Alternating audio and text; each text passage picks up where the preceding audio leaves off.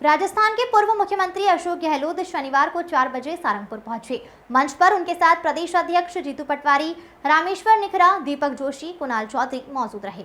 गहलोत ने मंच से संबोधित करते हुए इलेक्टोरल बॉन्ड को दुनिया का सबसे बड़ा घोटाला बताया। उन्होंने आगे कहा कि दिग्विजय सिंह किसी परिचय के मोहताज नहीं है। 1977 में जब कांग्रेस के खिलाफ आंधी चल रही थी, इंदिरा गांधी तक चुनाव हार गई थी, लेकिन दिग्विजय सिंह जीते थे। हालत बहुत ही चिंताजनक है। उन्होंने 2 करोड़ नौजवानों को नौकरी देने की काले धन की बात कही थी। ईडी आ गई, सीबीआई आ गई। देश की वित्त मंत्री निर्मला सीतारमण के पति खुद कहते हैं कि इलेक्टोरल बॉन्ड सबसे बड़ा घोटाला है। अब हालत यह है, जैसे ही बीजेपी में गए वहां वॉशिंग मशीन लगी हुई है। अजीत पवार पर 70,000 करोड़ के घोटाले का आरोप था। बीजेपी में गए 2 दिन बाद ही वह मंत्री बन जाते हैं। लोकतंत्र खतरे में है। मोदी जी कैसे बोलते हैं आपको मालूम है। जुडिशियल दबाव में है, इलेक्शन कमीशन दबाव में है, लोगों में उत्साह नहीं है। मोदी जी भैंस पर आ गए, कह रहे हैं आपकी एक भैंस कांग्रेस ले लेगी, फिर कह रहे हैं कांग्रेस जीतेगी तो पाकिस्तान बहुत खुश होगा।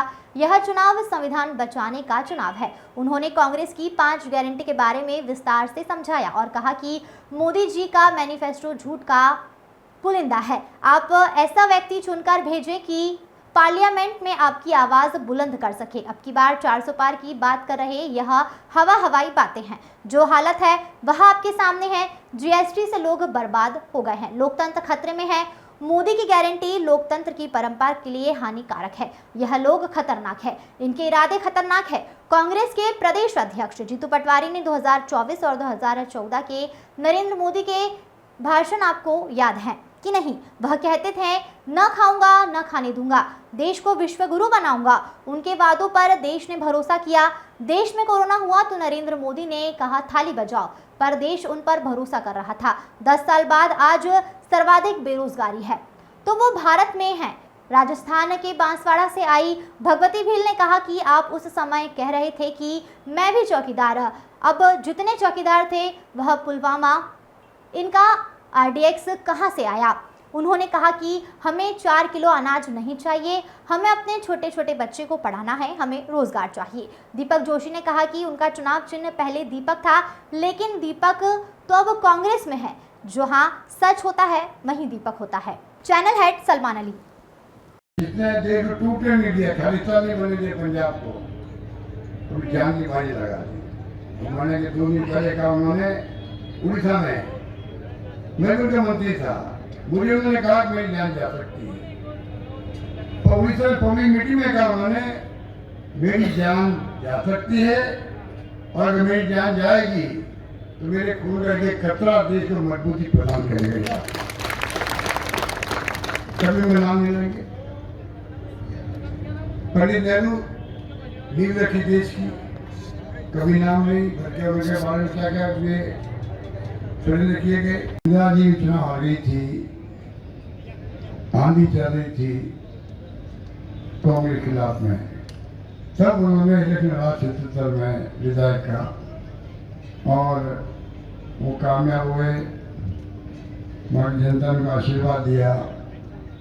उस वक्त मैं भी चुनाव लड़ा था 77 के अंदर, मैं चुनाव में कामयाब नहीं हुआ और वो जीत गए थे। तो कहने का मतलब है दोनों की सफर जो है, राजनीतिक सफर 77 किसे कहते हैं, लगभग 45 साल में एक साथ में शुरू हुआ और आज हम आपके सामने खड़े हैं। अपील क्या करें आपसे, हालात देश में बहुत ही चिंताजनक है, बहुत चिंताजनक है। ये कोई राजनीतिक बात नहीं है, हालात इतने गंभीर है। लोग कहते हैं अगर ये जीत गए मोदी जी तो आगे चुनाव भी होंगे कि नहीं होंगे। 10 साल का अर्सा, तो तमाम वो गारंटी थी उस वक्त की उनकी, वो तमाम गायब हो गई। ईडी आ गई, इनकम टैक्स आ गई, सीबीआई आ गई राज करने के लिए। इलेक्टोरल बॉन्ड चुना आपने। निर्मला सीतारमण जो वित्त मंत्री देश की है, उनके पतिदेव कहते हैं प्रभाकरण जी, वो खुद इकोनॉमिस्ट है, वो कहते हैं कि इतना बड़ा घोटाला कि देश का नहीं दुनिया का सबसे बड़ा घोटाला। वो कहते मैं ना खाऊंगा ना खाने दूंगा, तो ये इलेक्ट्रल बॉन्ड का घोटाला हुआ कैसे? ईडी भेज दी, इनकम टैक्स वालों भेज दिया, तंग किया, 100 करोड़ दिए, 200 करोड़ ला के दिए बॉन्ड के रूप में बीजेपी दफ्तर के अंदर, केस बंद हो। इस रूप में जो शासन किया हो, बदनाम किया कांग्रेस नेताओं को, तंग किया, ईडी भेजी, इनकम टैक्स भेजी, कितनी कामयाबी मिली इनको बताओ, कितनी कामयाबी मिली बताएं। मेरे दोस्त यारों ने कहा अपन तो चुनाव जीते, लेकिन बीजेपी ने अपना विरोध किया, इसलिए अपने को बीजेपी में नहीं रहना चाहिए। मैंने कहा फिर क्या करना? बोले अपन सबके सब कांग्रेस में चलते। हम 25-30 लोग मोतीलाल जी बोरा के पास, जो कि मेरे घर के पास रहते थे, मुकेश नायक जी उस वक्त यूथ कांग्रेस के अध्यक्ष थे, राहुल भैया से हम लोग सब लोग मिले। सबने ये कहा कि आप दिग्विजय सिंह जी से मिलिए, वो हमारी कांग्रेस के अध्यक्ष हैं। मैं दिग्विजय सिंह जी से जब मिलने गया तो दिग्विजय सिंह जी ने मुझे सीधे से नकार दिया कि मैं तुम्हें कांग्रेस में नहीं लूंगा। मैंने कहा क्यों, आप मुझे कांग्रेस में क्यों नहीं ले रहे? बोले मैं दिग्विजय सिंह ये नहीं चाहता कि दीपक जोशी कांग्रेस में आए और कैलाश जोशी का नाम खराब हो। उनको कैलाश जोशी जी की नाम की चिंता थी, इसलिए दिग्विजय सिंह जी ने मुझे कांग्रेस में समेटा। आज नैतिकता के उस पुजारी के लिए मैं यहाँ वोट मांगने के लिए आया हूँ। और जब मैं पीडू फेरी से घुसा तो मैंने पीडू फेरी से लेकर ये क्षेत्र में 10 साल का विकास जो देखा, एक टूटा हुआ बस स्टैंड और दूसरा फूटा हुआ टेंकर, दो के अलावा कुछ नहीं दिखा। आप जिस जमीन पर बैठे हो, यहाँ सरदार ट्यूब फैक्ट्री होती थी कि नहीं होती थी? 3000 लोगों को रोजगार मिलता था कि नहीं मिलता था? कत्था फैक्ट्री थी कि नहीं? यहाँ सेठी जी की कत्था फैक्ट्री आज है क्या? फैक्ट्री है क्या? अरे रोडमल जी को बोलो कि अडानी जी को बोले कि यहाँ मिल जाएगी जगह, तो आ जाओ अडानी जी। आएंगे अडानी जी? आएंगे क्या? अरे किसान की जोत छोटी हो रही, बच्चे बढ़ रहे, 20 बीघा की 10 बीघा, 10 बीघा की 5, 5 की 2.5, 1 के 2, 2 के 4, 4 के 8। पेट कैसे पलेगा? पेट पलने के लिए हमें रोजगार के संसाधन चाहिए। क्या आज मिल रहे हैं? क्या आज मिल रहे हैं? यहाँ पर अभी बात हो रही थी मोदी जी की गारंटी, मोदी जी की गारंटी। रोडमल जी जहां भी कह रहे हैं अरे मेरे से तो गलती हो गई, छोड़ दो, आप तो मोदी जी की गारंटी पे भरोसा करो। इससे पहले विधानसभा का चुनाव हुआ था और विधानसभा के चुनाव में तो ऐसा पिटारा खोला। कर्नाटक के चुनाव हुए, हिमाचल के चुनाव हुए, दोनों जगह कांग्रेस की सरकार है। और सरकार के साथ जो बातें थी उसमें ये बात थी कि सरकार ने कहा था कि अगर हम सत्ता में आ गए तो बहनों को 1500 रुपए देंगे, गैस का सिलेंडर 500 रुपए में चलेंगे, गेहूं को और धान को एमएसपी पे खरीदेंगे।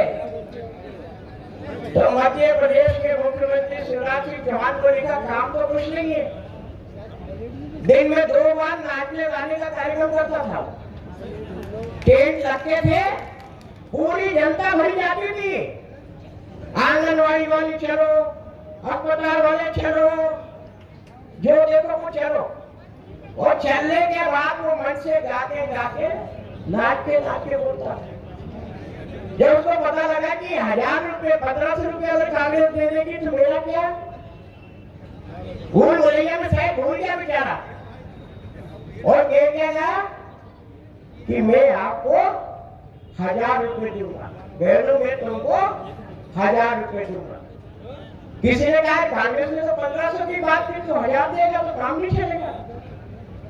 तो फिर वापस आया और हर एक जिले में चिल्ला के बोला कि मैं तुमको 1000 नहीं 1250 दूंगा, 1500 दूंगा, 1750, 2000, 2250, 2500, 2750 और आखिर में 3000 दूंगा, 3000।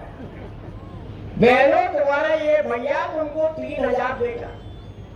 अरे भाई ने कहा था कि गैस की टंकी जहां से लेना ले लेना, 450 रुपए में गैस की टंकी मिलेगी। बहनों ने लाइन लगा दी, लेकिन गैस की टंकी 450 मिलेगी। गेहूं का बोनस क्या बोला था, गेहूं किस भाव मिलेगा? कांग्रेस ने कहा था हम 2600 रुपए क्विंटल खरीदेंगे। इन्होंने क्या कहा, हम 2700 रुपए खरीदेंगे। आज मिल रहा है क्या 2700 रुपए? आज मिल रहा है आपको 2700 रुपए क्विंटल गेहूं? गेहूं का भाव मिल रहा है क्या? फैक्ट्रियां है नहीं, सिद्धार्थ ट्यूब चली गई, कट्टा फैक्ट्री चली गई, है क्या हमारे हिस्से में? टूटे टैंकर और फूटे बस स्टैंड है क्या? अगर इनकी सांसद नीति का पूरा हिसाब किताब लगा लो तो 1200 सामुदायिक भवन 5-5 लाख रुपए के बन सकते। 1200 क्या प्रधानमंत्री ने एक भी सामुदायिक भवन बनाया? मैंने जब ये बात कही तो कहीं ने कही इसको तोड़